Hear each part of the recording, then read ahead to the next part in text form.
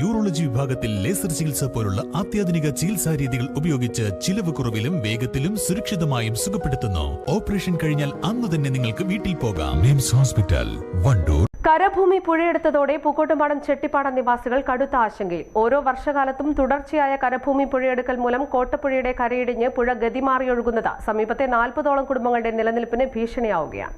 മഴക്കാലം എത്തുന്നതോടെ വീടുകൾക്കുള്ളിൽ വെള്ളം കയറുന്നതും മണ്ണിടിയുന്നതും പതിവായതോടെയാണ് പ്രദേശവാസികൾക്ക് ഭീഷണിയായി മാറിയത്. ആശങ്കയിലായ നാട്ടുകാരുടെ ആവലാതികൾ മനസ്സിലാക്കാൻ ജനപ്രതിനിധികൾ സന്ദർശനം നടത്തി. പ്രശ്നബാധിത പ്രദേശം സന്ദർശിച്ച ജനപ്രതിനിധികളോട് ദുരിതത്തിന് ശാശ്വത പരിഹാരം കാണണമെന്ന് നാട്ടുകാർ ആവശ്യപ്പെട്ടു. ആര്യടൻ ഷൌക്കത്ത് MLA, അമരമ്പലം ഗ്രാമപഞ്ചായത്ത് പ്രസിഡന്റ് VP അഫീഫ എന്നിവരുടെ നേതൃത്വത്തിലുള്ള സംഘമാണ് സ്ഥലം സന്ദർശിച്ചത്. പുഴയുടെ സ്വാഭാവിക ഗതി മാറി ജനവാസ മേഖലയിലേക്ക് മണ്ണിടിഞ്ഞു വീഴുന്നു. മഴക്കാലത്ത് വെള്ളം ഉയരുന്നതോടെ ഈ ഭാഗത്തെ കുടുംബങ്ങൾ ഒറ്റപ്പെടുന്ന അവസ്ഥയിലാണ്. വീടുകൾ പുഴയോട് തൊട്ടടുത്ത് നിൽക്കുന്നതിനാൽ ഏത് നിമിഷവും അപകടമുണ്ടാകാൻ സാധ്യതയുണ്ട്.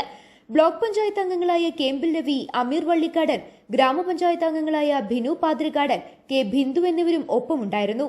പ്രദേശത്തെ സംരക്ഷിക്കുന്നതിനായി സംരക്ഷണ ഭിത്തി കെട്ടുന്നതിനും പുഴയുടെ ഗതി ക്രമീകരിക്കുന്നതിനും അടിയന്തര നടപടി സ്വീകരിക്കുമെന്ന് ജനപ്രതിനിധികൾ ഉറപ്പു നൽകി.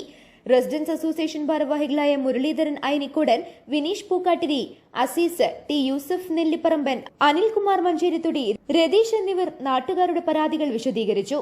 News bureau, Pookkottumpadam.